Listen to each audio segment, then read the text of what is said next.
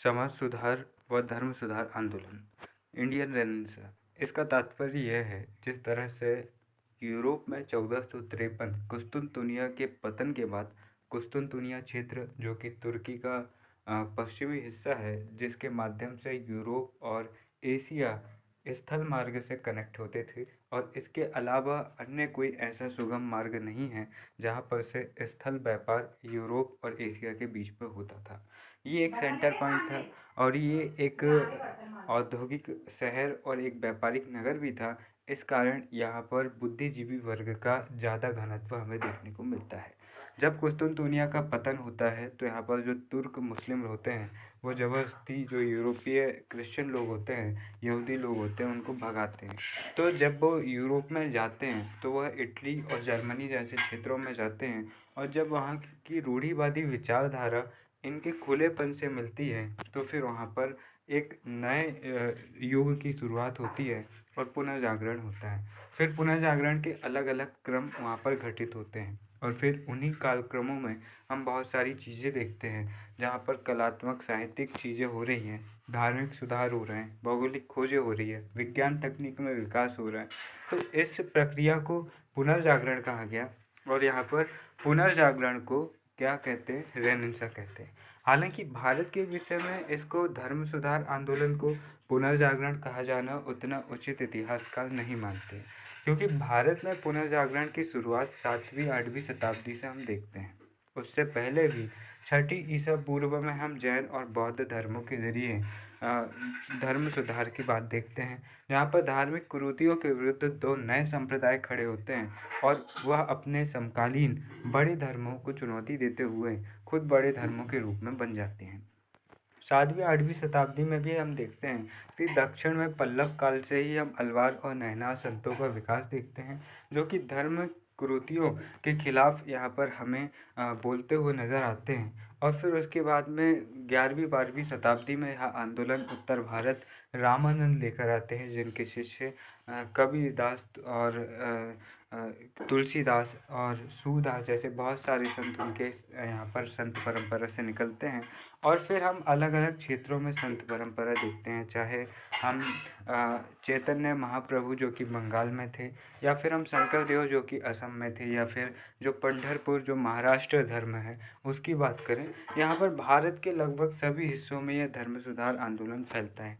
साथ ही साथ इसी के समकालीन दिल्ली सल्तनत में हम देखते हैं कि जो मोहम्मद गौरी होता है, उसके आक्रमण के साथ उनके साथ में जो मोइनुद्दीन चिश्ती आते हैं, सूफी संत आते हैं, उनके साथ हमें सूफी संत परंपरा की शुरुआत भी देखने को मिलती है, और फिर एक इस्लामी सुधार भी हमें यहाँ पर देखने को मिलता है। तो यह सब चल रहा था, ये तकरीबन 14वीं-15वीं शताब्दी तक चलता है, 16वीं शताब्दी तक चलता है। उसके बाद में अंग्रेज़ों के काल में और जो मुग़ल का पतन का काल होता है, वहाँ पर ये धर्म सुधार आंदोलन रुक जाते हैं। उसके बाद में फिर हम देखते हैं कि राजा राम मोहन राय, स्वामी दयानंद सरस्वती, विद्याधर और ऐसे बहुत ही सारे विद्वान, ज्योतिबा फुले हो या सावित्रीबाई फुले हों, तो ये सारे विद्वान फिर से सामाजिक कुरीतियों के खिलाफ खड़े हो रहे हैं। तो यहाँ पर भारतीय इतिहास में पुनर्जागरण या धर्म सुधार एक बार नहीं हो रहा है, ये हर 100-150 साल के गैप में ये फिर से शुरू हो रहा है, और ये पुनर्जागरण लगातार चलते रह रहा है। तो हम इस पुनर्जागरण को ये नहीं कह सकते। पुनर्जागरण का मतलब होता है कि एक लंबे अंधकार के युग के बाद में एक रोशनी युग, मतलब कि बहुत गहरी नींद के बाद में आप जागे हैं, तो हुआ पुनर्जागरण। तो यहाँ पर बहुत गहरे अंधकार सामाजिक कुरीतियों के बाद अब आप बदल रहे हैं, तो वहाँ पर पुनर्जागरण है। हालांकि भारत के इतिहास में इतनी गहराई कभी रही ही नहीं। लगातार पुनर्जागरण, लगातार सामाजिक सुधार की बातें यहाँ पर होती रही। तो यहाँ पर जो इंडियन रेनेसां है, इसका अभिप्राय पुनर्जागरण से न लगाकर नव जागरण से, नव चेतना से लगाया जाता है। अब कारणों की बात करें तो अंग्रेजी शिक्षा का प्रभाव एवं पाश्चात्य उदारवादी विचारधारा का प्रभाव यहाँ पर था। समानता, स्वतंत्रता और मौलिक अधिकार, लोकतंत्र, वयस्क मताधिकार जैसी चीज़ें हमें यहाँ पर देखने को मिलती हैं। जब भारतीय क्रांतिकारी अंग्रेजी साहित्य पढ़ते हैं तो पढ़ते हैं फ्रांस की क्रांति, व पढ़ते हैं अमेरिका का स्वतंत्रता संग्राम। जब वह ऐसी चीज़ें पढ़ते हैं तो इन्हीं के साथ साथ वो ये चीज़ें भी पढ़ते हैं कि किस तरह से यहाँ पर धार्मिक सुधार हो रहा है, किस तरह से यहाँ पर लोग कुरीतियों के खिलाफ खड़े हो रहे हैं। तो ये एक बड़ा पॉइंट होता है और लोग यहाँ पर पढ़कर फिर देखते हैं कि यार हमारे यहाँ पर तो ये सारी चीज़ें बहुत बुरे स्तर पर चल रही हैं, तो फिर वो यहाँ पर सुधार की बात करते हैं। दूसरा पॉइंट यह है कि प्राचीन भारतीय गौरवमयी संस्कृति से प्रेरणा प्राप्त करना। हम देखते हैं कि भारत के इतिहास में भी बहुत सारी ऐसी घटनाएं हुई जो गौरव प्रदान करती है और जिनको महसूस करने पर हमें लगता है कि हम अतीत से कुछ सीखकर वर्तमान में ला सकते हैं। जैसे दयानंद सरस्वती का जो आर्य समाज होता है वह वैदिक कल्चर के स्थापित, जो हमारा वैदिक सभ्यता थी उसको स्थापित करने, ऋग्वैदिक काल की जो वैदिक सभ्यता थी उसको स्थापित करने की बात करते हैं। क्यों? क्योंकि वहाँ पर कोई कुरीतियाँ नहीं थी, व्यवस्थाएं बहुत सामान्य थी और धर्म बहुत ही शुद्ध रूप में वहाँ पर हमें देखने को मिलता है। तो अब अगर आपने वैदिक काल पढ़ा होगा तो आपको ये चीज़ें पता होंगी, और अगर आप भूल गए तो आप फिर से रिवाइज कीजिए और वैदिक काल के वीडियोस को देखने शुरू कीजिए। तो यहाँ पर प्राचीन भारतीय गौरवमयी संस्कृति से भी ये प्रेरणा प्राप्त कर रहे थे। अब यूरोपीय पुनर्जागरण और भारतीय पुनर्जागरण में क्या अंतर है? तो यूरोपीय पुनर्जागरण का जो क्षेत्र है वह व्यापक, यानी कि वह सभी क्षेत्रों में पुनर्जागरण हो रहा है, सभी क्षेत्रों में नए नए प्रयास हो रहे हैं। ऐसा नहीं है कि सिर्फ धर्म में ही सुधार हो रहा है, कला संस्कृति में भी वो सुधार कर रहे हैं, वैज्ञानिक खोजें कर रहे हैं, भौगोलिक खोजें कर रहे हैं और अच्छी अच्छी पेंटिंग्स बन रही है, कृषि में सुधार हो रहे हैं। तो लगभग वो हर क्षेत्र में वहाँ पर उनके सुधार हो रहे हैं। और साथ ही साथ हमें मानववाद का प्रभाव हमें देखने को मिलता है। मानववाद जो ह्यूमैनिटी है उसको यहाँ पर ज़्यादा बढ़ावा देखते हुए हमें यूरोपीय पुनर्जागरण में मिलते हैं। जबकि भारतीय पुनर्जागरण की अगर हम बात करें तो भारतीय पुनर्जागरण का जो क्षेत्र है वह व्यापक नहीं है, कम व्यापक है, सिर्फ धर्म और समाज का ये क्षेत्र है। और यहाँ पर हम देखते हैं कि यहाँ पर मानववाद जो है वह अस्पष्ट है। कैसा है? अस्पष्ट हमें यहाँ पर मानववाद देखने को मिलता है भारतीय पुनर्जागरण में।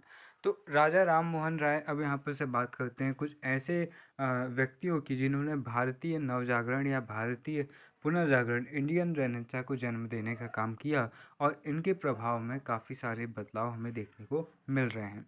राजा राममोहन राय 1772 से 1833 ईस्वी, इनका जन्म राधानगर, हुगली, कोलकाता में हुआ था और 1772 में इनका जन्म हुआ।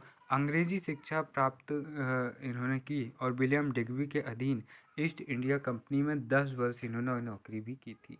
तो ये एक प्रकार से पश्चिमी सभ्यता से इन्हें काफ़ी लगाव हो गया था और पश्चिमी सभ्यता का इन पर काफ़ी प्रभाव था। हम देखते भी हैं कि किस तरह से अंग्रेज़ धीरे धीरे पश्चिमी सभ्यता का प्रभाव भारत में स्थापित करना चाह रहे हैं, क्योंकि उन्हें भारत में अपने व्यापार को बढ़ाना है, उन्हें भारत में अपने प्रशासन में भारतीयों की जो क्षमता है उन्हें और बढ़ाना है। तो इसके लिए हम देखते हैं कि वो ज़्यादा से ज़्यादा जो पश्चिमी सभ्यता है उसका भारत में प्रसार करना चाहते हैं। इसके लिए वह कुलीन वर्गों को यहाँ पर टारगेट कर रहे हैं, यहाँ पर वह शिक्षा व्यवस्था के तहत टारगेट कर रहे हैं।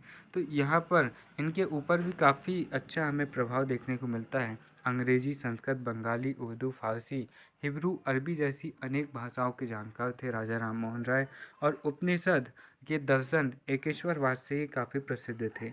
ये एकेश्वरवाद को मानते थे, यानी कि सत्ता सिर्फ एक है, ईश्वर सिर्फ एक है, ना कि अनेक। अब यहाँ पर उपनिषदों से प्रभावित होकर इन्होंने कुछ ग्रंथ लिखे, जिनमें 1809 में इन्होंने तुहुफ़ात उल मुहाद्दीन फारसी में इन्होंने लिखा और इस किताब का जो हिंदी में अनुवाद है वह एकेश्वरवादियों का उपहार नाम से दिया गया और अंग्रेजी में इसका जो अनुवाद है वह गिफ्ट टू मोनोथिस्ट, यानी कि एकेश्वरवादियों का गिफ्ट या उपहार। इस तरह से इसके हिंदी और फारसी में मूल रूप से लिखा गया, हिंदी और जो अंग्रेजी है उसमें इसके अनुवाद यहाँ पर होते हैं।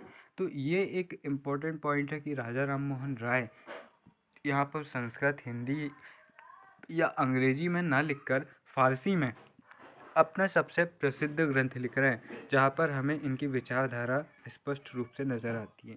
अब सूफी मत के रहस्यवाद, ईसाई धर्म की नैतिकता और इस्लाम से भी ये प्रभावित थे और ईसाई धर्म से प्रभावित होकर इन्होंने ईसा के उपदेश प्रीसेप्ट ऑफ जीसस इन्होंने ये ग्रंथ लिखा। राजा राम मोहन द्वारा चलाए गए समाचार पत्रों की बात करें तो मिरात उल अखबार जो कि साप्ताहिक था और फारसी भाषा में था।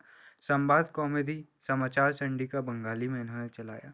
तो ये इनके 3 अखबार हैं, मिरात उल अखबार और संवाद कॉमेडी और समाचार चंडिका। ये आपको नाम याद रखने, क्योंकि इस तरह के प्रश्न डेफिनेटली बनते हैं। समाचार से जुड़े प्रश्न, किताबों से जुड़े प्रश्न, ये प्रश्न खड़े होते हैं। और साथ ही साथ जो समाज सुधारक है उनके द्वारा जो स्थापित संस्थाएं या उनके जो प्रयास है वो भी यहाँ पर प्रश्न के रूप में बनते हैं। तो ये ध्यान रहना चाहिए। राजा राम मोहन राय को भारतीय समाज सुधार का प्रभात का तारा भी कहते हैं, the morning star of reformation. साथ ही साथ इन्हें भारतीय समाज सुधार या फिर भारतीय पुनर्जागरण का पिता भी कहा जाता है, फादर ऑफ इंडियन रेनेसां भी इनको कहते हैं। और साथ ही साथ इन्हें जो आधुनिक भारत है उसकी शुरुआत करने का भी इन्हें श्रेय है। तो यहाँ पे देखिए इन्हें क्या क्या कहा जाता है। तो राजा राम मोहन राय के कुछ उपनाम हैं, जैसे भारतीय समाज सुधार के पिता, भारतीय पत्रकारिता के पिता, भारतीय राष्ट्रवाद का जनक, अंतर्राष्ट्रीयवाद का जनक, क्योंकि अंतर्राष्ट्रीय चीज़ों पर ये लिखते हैं। और अंतर्राष्ट्रीय, चूँकि मैंने आपको बताया कि यूरोपीय सभ्यता के इनके ऊपर काफ़ी प्रभाव है, 10 वर्ष ये सरकारी नौकरी में रहे, अंग्रेजी शिक्षा इनके ऊपर अच्छी खासी है और अन्य भाषाओं पर भी ये पकड़ रख रहे हैं, अन्य संस्कृतियों पर भी ये पकड़ रख रहे हैं। तो स्पेन और नेपल्स के लोगों की क्रांति पर भी ये लिख रहे हैं। तो अंतर्राष्ट्रीय बात की शुरुआत भी यहाँ पर राजा राम मोहन राय कर रहे हैं। ये चीज़ें ज़्यादा याद नहीं रहती, तो ये भी ध्यान रखना है। और प्रभात का तारा, the morning star of reformation. अब सुभाष चंद्र बोस ने इन्हें युगदूत कहा और अकबर द्वितीय ने इन्हें राजा की उपाधि दी थी। हम देखते हैं कि अकबर सेकंड की जो पेंशन होती है वह थोड़ी कटौती यहाँ पर कर देते हैं अंग्रेज। तो उसकी समस्या के निदान के हेतु ये जो अकबर सेकंड होते हैं, जो राम मोहन राय जी होते हैं, ये काफ़ी बड़े विद्वान होते हैं, इनको पता रहता है इनके बारे में। तो ये इनको भेजते हैं लंदन, और लंदन भेजने से पहले इनको राजा की उपाधि देते हैं। हालांकि राम मोहन राय जी यहाँ पर असफल होते हैं, ज़्यादा उनको कुछ सफलता हाथ लगती नहीं है, लेकिन यहाँ पर उनको राजा की उपाधि मिल जाती है एक मुगल बादशाह अकबर द्वितीय के हाथों। अब अंग्रेजी शिक्षा, ब्रिटिश शासन और स्थायी बंदोबस्त प्रणाली के ये समर्थक थे। किस किस के?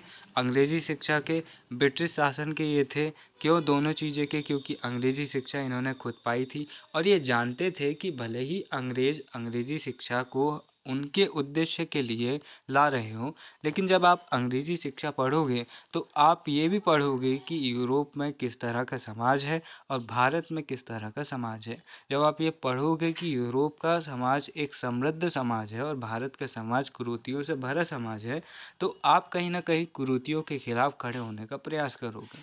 तो 100 लोग अगर अंग्रेजी शिक्षा ले रहे हैं तो 100 में से 10 लोग तो ऐसे होंगे जो खिलाफ खड़े होंगे, भले ही 90 हिम्मत न कर सकें। तो इसलिए इसके समर्थक थे। और चूँकि ब्रिटिश शासन, ब्रिटिश सरकार में ये खुद नौकरी कर चुके थे, ब्रिटिश अफसरों से इनकी अच्छी पहचान थी, घनिष्ठ संबंध थे, अंग्रेजी शिक्षा ब्रिटिश शासन के ही दम पर इन्होंने पाई थी, तो ये उसके समर्थक थे।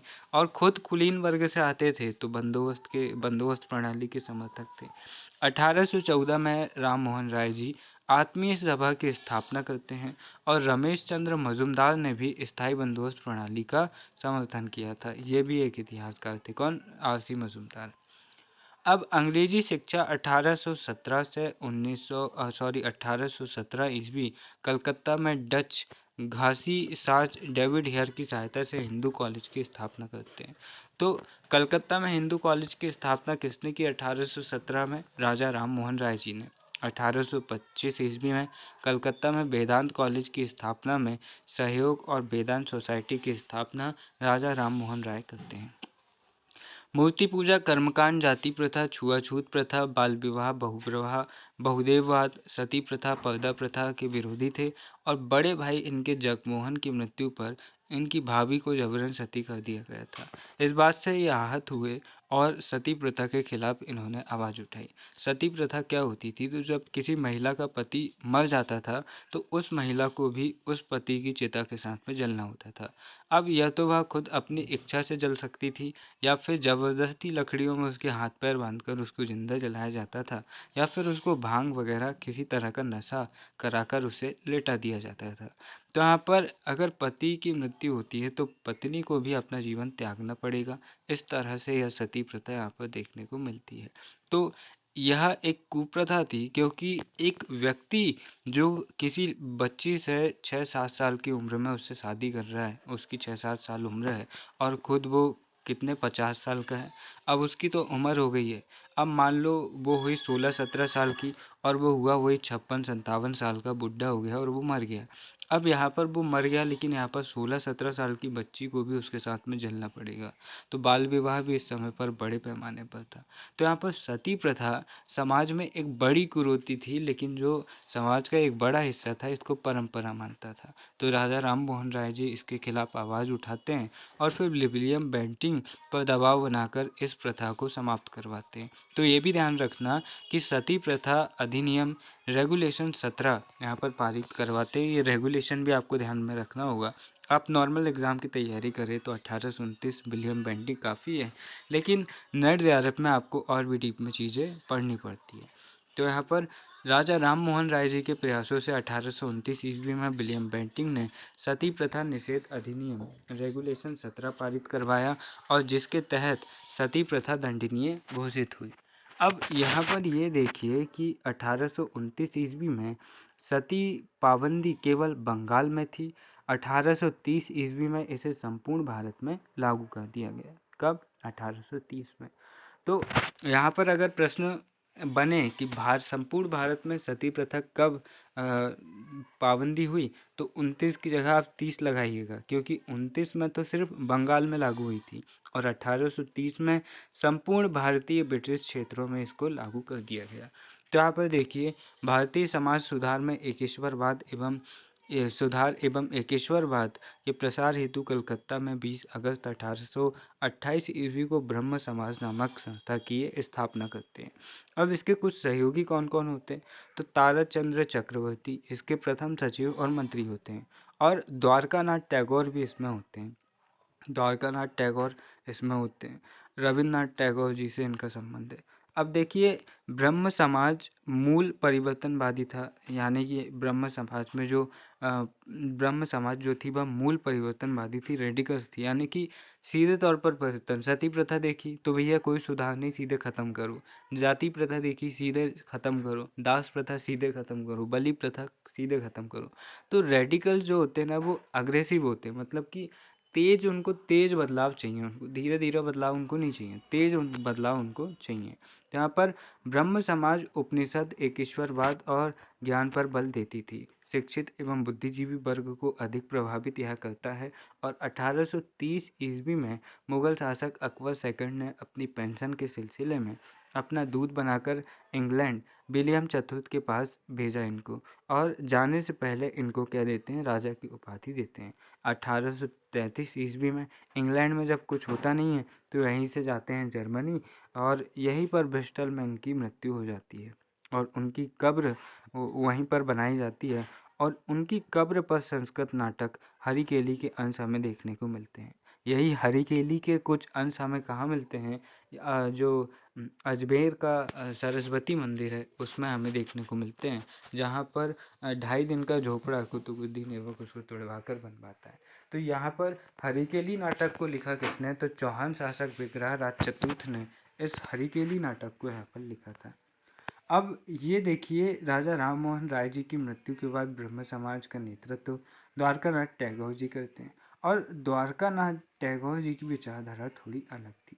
द्वारकानाथ जी के बाद ब्रह्म समाज का नेतृत्व इनके बेटे देवेंद्र नाथ टैगोर जी करते हैं, और द्वारकानाथ टैगोर जी जो थे यहाँ पर ये इस समाज का बखूबी नेतृत्व करते हैं। और देवेंद्र नाथ ने 1839 ईस्वी में तत्वबोधिनी सभा स्थापित की और तत्वबोधिनी समाचार पत्र भी इन्होंने चलाया। द्वारकानाथ टैगोर जी की मृत्यु के बाद 1843 ईस्वी में देवेंद्र नाथ टैगोर ने ब्रह्म समाज का नेतृत्व किया और ब्रह्म धर्म नामक पत्रिका का संपादन किया। 1857 ईस्वी में बैंक कर्मचारी केशव चंद्र सेन ने ब्रह्म समाज से ये जुड़ते हैं और ब्रह्म समाज तेजी से प्रसारित होता है। केशव के प्रयासों से ही 1864 में श्रीधरालू नायडू ने बेद समाज की स्थापना मद्रास में की और 1867 ईस्वी में महाराष्ट्र पुणे में आत्माराम पांडुरंग ने प्रार्थना समाज की स्थापना की। तो वेद और प्रार्थना समाज की स्थापना किसके प्रभाव से हो रही है? ब्रह्म समाज के। और इस समय पर कौन ज़्यादा प्रभाव डाल रहा है? केशव चंद्र सेन यहाँ पर ज़्यादा प्रभाव डाल रहे हैं। तो 1864 में श्रीधरालू नायडू बेद समाज की स्थापना मद्रास में कर रहे हैं और 1867 में महाराष्ट्र पुणे में आत्माराम पांडुरंग ने यहाँ पर प्रार्थना समाज की स्थापना की। अब मॉडर्न इतिहास में एक बड़ी समस्या क्या है कि यहाँ पर आपको फैक्चुअल चीज़ें ज़्यादा देखने को मिलेंगी और एक इजी चीज़ें यहाँ पर क्या है कि यहाँ पर तिथियाँ आपको अच्छी स्पष्ट मिलती है, आपको नाम ऐसे मिलते हैं कि भाई आप इनको जानते हो, तो अपने आसपास की चीज़ें आपको समझ में आती है और एक बहुत ही कनेक्ट होने वाला इतिहास ये लगता है कि भैया राजा महाराजा उनकी प्रजा नहीं है, अब ऐसी ही गवर्नमेंट है, ऐसे ही लोग यहाँ पर हमें देखने को मिल रहे हैं। तो साथ ही साथ यहाँ पर आपको ज़्यादा समझने वाली चीज़ नहीं है, नॉर्मल सी घटनाएं हैं, नॉर्मल से फैक्ट है जो आपको यहाँ पर देखने हैं। अब यहाँ पर केशव चंद्र सेन द्वारा जो स्थापित संस्था व समाचार पत्र है उन्हें देखते हैं। इनकी जो संस्थाएं जैसे संघर्ष सभा, इंडियन रिफॉर्म एसोसिएशन और समाचार पत्र की बात करें तो इंडियन रिव्यू, साथ ही साथ इंडियन मिरर, यह किसके द्वारा? केशव चंद्र सेन द्वारा ये स्थापित हुए। इंडियन मिरर जो है वह महिला उत्थान हेतु स्थापित किया गया। ब्रह्म समाज, पहला विभाजन यहाँ पर होता है। अब क्या होता है कि जो केशव चंद्र सेन होते हैं और देवेंद्र नाथ टैगोर होते हैं, इनकी जो विचारधारा है वो यहाँ पर टकराती है। तो यहाँ पर जो देवेंद्र नाथ टैगोर रहते हैं वह हिंदू धर्म के उत्थान व एकेश्वरवाद से जुड़ी संस्था के रहते हैं, जो कि आदि ब्रह्म सभा जो कि राजा राम मोहन राय जी ने शुरू की थी। ठीक है। अब जो केशव चंद्र सेन होते हैं वो ब्रह्म समाज का धर्म से कोई संबंध नहीं बताते। वो कहते हैं कि भाई ब्रह्म समाज सामाजिक सुधार का एक आंदोलन है और इसका धर्म से जुड़ा धर्म को कोई लेना देना नहीं है। जबकि देवेंद्र नाथ टैगोर कहते कि भाई राजा राम मोहन राय जी ने तो धर्म से ही जुड़ा इसको शुरू किया था। तो ये विभाजन होता है इनका 1867 ईस्वी में। और यहाँ पर जो देवेंद्र नाथ टैगोर जी होते हैं उनका विभाजन वाली संस्था कहलाती है आदि ब्रह्म समाज। और इधर पर देवेंद्र केशव चंद्र सेन द्वारा जो विभाजित संस्था होती है वह कहलाती है भारतीय ब्रह्म समाज। अब केशव के प्रयास से बाल विवाह व बहु विवाह रोकने के यहाँ पर ये प्रयास करते हैं और विधवा विवाह बढ़ावा देने हेतु, मतलब विधवा विवाह को बढ़ावा देने हेतु भी ये प्रयास करते हैं। और इन्हीं प्रयासों के तहत, इन्हीं के प्रयासों से सरकार 1872 में सिविल मैरिज एक्ट पास करती है और ब्रह्म समाज की भूमिका इसमें अधिक होने के कारण इसे ब्रह्म विवाह अधिनियम भी इसे कहा जाता है। अब मौका मिलने पर केशव ने अपनी नाबालिग बेटी का विवाह कूच बिहार रियासत के राजकुमार से बाल विवाह करवा दिया, जिससे इनके समाज में भी दरार रखी। अब ये क्या करते हैं कि खुद तो बाल विवाह के खिलाफ होते हैं, लेकिन जब इनकी बेटी का लिए अच्छा रिश्ता आता है कूच बिहार के राजकुमार की तरफ से तो ये मना नहीं कर पाते हैं और यहाँ पर ये फंस जाते हैं कि भाई तुम बाल विवाह के खिलाफ हो और खुद अपनी बेटी का बाल विवाह कर रहे हो। तो इससे क्या होता है कि यहाँ पर से जो इनका समाज होता है ना, उसमें केशव चंद्र सेन के ही सहयोगी उनके खिलाफ खड़े हो जाते हैं और 1878 में केशव चंद्र सेन का समाज जो ब्रह्म समाज है वह दो भागों में बढ़ जाता है और ये ब्रह्म समाज का दूसरा विभाजन होता है, जिसमें साधारण ब्रह्म समाज जो भारतीय ब्रह्म समाज है केशव चंद्र सेन जी का, इससे एक अलग शाखा साधारण ब्रह्म समाज निकलती है 1878 ईस्वी में। 1878 में ही भारत में बहुत व्यापक अकाल आता है। 1878 में ही हम देखते हैं कि दरबार आयोजित, दिल्ली दरबार यहाँ पर आयोजित होता है और जो लॉर्ड लिटन रहता है वो इस समय पर गवर्नर जनरल होता है। तो यहाँ देखिए कि आनंद मोहन बोस, सुरेंद्र नाथ बनर्जी, बिपिन चंद्र पाल, शिवनाथ शास्त्री और द्वारका प्रसाद गांगुली जैसे लोग इसमें शामिल होते हैं। केशव चंद्र सेन अंग्रेजी की विशेष शैली में लिखते थे जिसकी प्रशंसा उपयोगितावादी विचारक बेंथम ने की थी। ये एक इंटरेस्टिंग पॉइंट है, आपको ध्यान रखना है। अब इसके बाद में हम एक अलग विद्वान की बात करें, दूसरे विद्वान की बात करें तो वो थे दयानंद सरस्वती। 1824 में इनका जन्म हुआ टंकरा ग्राम, मोरबी जिला, गुजरात में। और इनका निधन हुआ था 1883 में। तो इनका जीवन काल भी ज़्यादा लंबा नहीं था, लेकिन इन्होंने जो कार्य किए वो आज भी आपको देखने को मिलेगा कि आज भी आर्य समाज दो चीज़ों के लिए प्रसिद्ध है। एक तो अगर आपको लव मैरिज करनी है तो आप आर्य समाज में कर लो, और अगर आपको सस्ते में पढ़ाई करनी है बहुत अच्छी तो आप आर्य समाज स्कूल भी जा सकते हो। तो यहाँ पर इनका जो मूल नाम था वह मूल शंकर था, और स्वामी पूर्णानंद से दीक्षा प्राप्त करने के बाद ये सन्यासी बने। तो जब कोई व्यक्ति सन्यासी बनता है तो अपनी पुरानी सारी चीज़ों को त्याग देता है, अपना नाम, अपनी पहचान, अपना घर, सब कुछ त्याग देता है। तो जब सन्यासी कोई बनता है तो उनको नया नाम मिलता है, तो इनको मिला दयानंद सरस्वती। तो यहाँ पर देखिए, मथुरा में स्वामी बिरजानंद से वेदों की शिक्षा ये प्राप्त करते हैं, और इनके कहने पर ही वैदिक शिक्षा के प्रसार के लिए आगे काम करते हैं। बिरजानंद जी के कहने पर वेदों के दर्शन से ये प्रभावित थे, और वेदों को ज्ञान का स्रोत अपौरुषेय बताते हैं, यानी कि जो वेदों का ज्ञान है वह बहुत ही बड़ा है। अब इन्होंने वेदों की और लोटों का नारा दिया, और ये मानते थे कि अगर हम वेदों का अध्ययन करें तो जो अन्य ग्रंथ है, जो अन्य कर्मकांडीय ग्रंथ हैं, उनसे अच्छा है कि हम वेदों का ग्रंथ करें, वेदों के अध्ययन को स्वीकारें, वेदों के अध्ययन पर बल दें। इससे हम एक वास्तविक वैदिक समाज की स्थापना करेंगे जहाँ पर हम समाज की कुरीतियों से बच सकते हैं।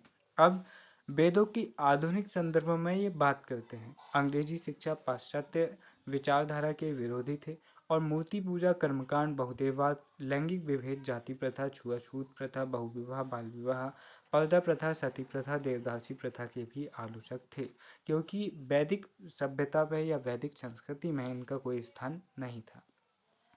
अब वर्ण व्यवस्था कर्म आधारित थी, जो कि हम वैदिक काल में देखते हैं, उसके समर्थक थे।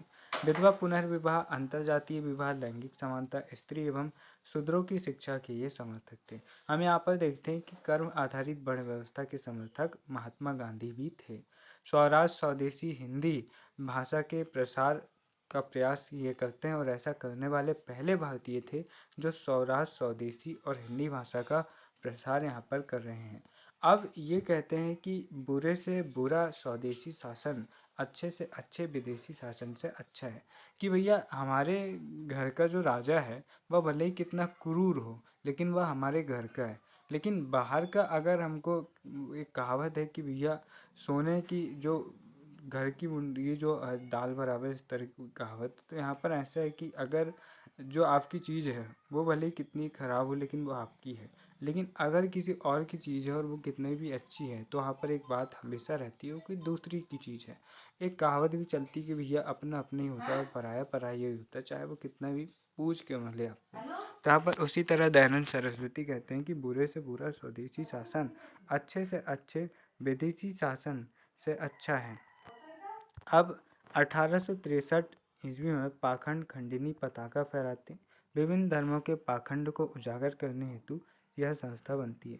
शुद्धि आंदोलन, हिंदू जिन्होंने अन्य कारणों से अन्य धर्म अपना लिया है उनका पता लगाकर उन्हें वापस हिंदू धर्म में लाना, ये शुद्धि आंदोलन इनका रहता है। 1875 ईस्वी में बम्बई में आर्य समाज की स्थापना, 1887 में मुख्यालय ये लाहौर बनाते हैं, और 1875 में ध्यान रखना मुंबई में ये स्थापना करते हैं, और 77 में मुख्यालय लाहौर को बनाते हैं। इनका ग्रंथ था सत्यार्थ प्रकाश, जो कि इन्होंने हिंदी में लिखा, और इसके अधिकांश संस्करण का प्रकाशन उदयपुर से हुआ। और अन्य ग्रंथों की बात करें तो वेद भाष्य भूमिका संस्कृत में, ऋग्वेद भाष्य ये संस्कृत में, अद्वैतवाद का खंडन ये करते हैं, और वल्लभाचार्य का जो मत है उसका भी ये खंडन करते हैं। खंडन यहाँ पर इस नाम से ये ग्रंथ भी लिख रहे हैं। अद्वैतवाद का खंडन और वल्लभाचार्य के मत का खंडन नाम से ये ग्रंथ भी लिख रहे हैं। गौरक्षा करुणानिधि संस्था पत्रिका भी ये चलाते हैं। इसका उद्देश्य गौरक्षा, गौवंश की रक्षा करना होता है, और इनके कार्यों के कारण 19वीं सदी का हिंदू लूथर इन्हें कहा जाता है। जिस तरह से मार्टिन लूथर ने क्रिश्चियनिटी में सुधार करने का एक अभूतपूर्व कार्य किया, उसी तरह यहाँ पर स्वामी दयानंद सरस्वती करते हैं। बैरेंटाइल सिरोल दयानंद सरस्वती को भारतीय अशांति का जनक बताते हैं, और कहते हैं कि इन्हीं के प्रयासों के कारण भारत में आगे कई ऐसे नेता उभरते हैं जो क्रांति को बढ़ाते हैं। नन्ही जान जो कि नर्तकी थी, द्वारा धीमा जहर देने के कारण अजमेर में इनकी मृत्यु हो गई। अब ये मारवाड़ के शासक की नर्तकी, इसने इनको जहर क्यों दे दिया पता नहीं। अब इन्होंने इनकी जहर 1883 ईस्वी में इनकी यहाँ पर मृत्यु हो गई। अब इसके बाद में हम देखते हैं कि आर्य समाज का भी यहाँ पर विभाजन होता है 1896 ईस्वी में। तो यहाँ पर कुछ होते हैं जो रूढ़िवादी होते हैं और कुछ जो होते हैं उदार विचारधारा के। तो यहाँ पर डीएवी जो दयानंद एंग्लो वैदिक गुट होता है, जो कि दयानंद जी के विचारों पर चलता है, यहाँ पर ये जो रहते हैं ये पूरी तरह से वैदिक शिक्षा के साथ साथ जो आधुनिक शिक्षा है उसके समर्थन की भी यहाँ पर बात करते हैं। और ये कहते हैं कि भैया ठीक है, जो स्वामी दयानंद सरस्वती थे उन्होंने भले ही अंग्रेजी शिक्षा का विरोध किया, लेकिन हमको समय की डिमांड को समझना चाहिए और अभी अंग्रेजी शिक्षा का दौर है तो हमको अंग्रेजी शिक्षा भी सीखनी चाहिए, इससे फ़ायदा ही होगा। तो यहाँ पर लाला हंसराज, लाला लाजपत राय जी आधुनिक समय की मांग को देखते हुए अंग्रेजी शिक्षा को भी ज़रूरी मानते हैं। ये वैदिक शिक्षा और अंग्रेजी शिक्षा की दोनों की बात करते हैं। और 1886 लाहौर में दयानंद जो एंग्लो वैदिक गुट ये स्कूल की स्थापना करते हैं, डीएवी स्कूल की स्थापना करते हैं। और 1889 ईस्वी में लाहौर में ही डीएवी कॉलेज की स्थापना करते हैं। लाहौर में क्यों कर रहे हैं? क्योंकि हमने देखा कि 1877 में जो सरस्वती जी होते हैं वह आर्य समाज का मुख्यालय लाहौर में बना लेते हैं। स्थापना कहाँ करते हैं? 1875 मुंबई में। अब यहाँ ये देखिए कि जो गुरुकुल गुट है, गुरुकुल गुट जो रहता है वह वैसी ही पद्धति चाहता है जैसी स्वामी जी चाहते थे। वैदिक शिक्षा के ये समर्थक थे और मुंशी राम, स्वामी श्रद्धानंद, लेखराम और ये वैदिक शिक्षा चाहते थे, अंग्रेजी शिक्षा के विरोधी थे। और 1902 ईस्वी गुरुकुल गुट द्वारा हरिद्वार में वैदिक शिक्षा पर आधारित गुरुकुल कांगड़ी विश्वविद्यालय की स्थापना करते हैं। 1922 ईस्वी में आर्य समाजी नेता परमानंद ने जाति पाति तोड़क मंडल की स्थापना की। किसने? 1922 ईस्वी में आर्य समाजी नेता परमानंद ने जाति पाति तोड़क मंडल की स्थापना की। किसने? परमानंद जी ने। ठीक है, तो यहाँ पर से ये हमने यहाँ पर समझ लिया आर्य समाज। और ये इस पहले भाग में हमने पुनर्जागरण इंडियन रेनेसां को समझा। अगले भाग में हम इसके अगले चरण को देखेंगे और भी देखेंगे कि किस तरह से भारत में सामाजिक और धार्मिक सुधार की लहर चलती है। तब तक के लिए नमस्कार, जय हिंद।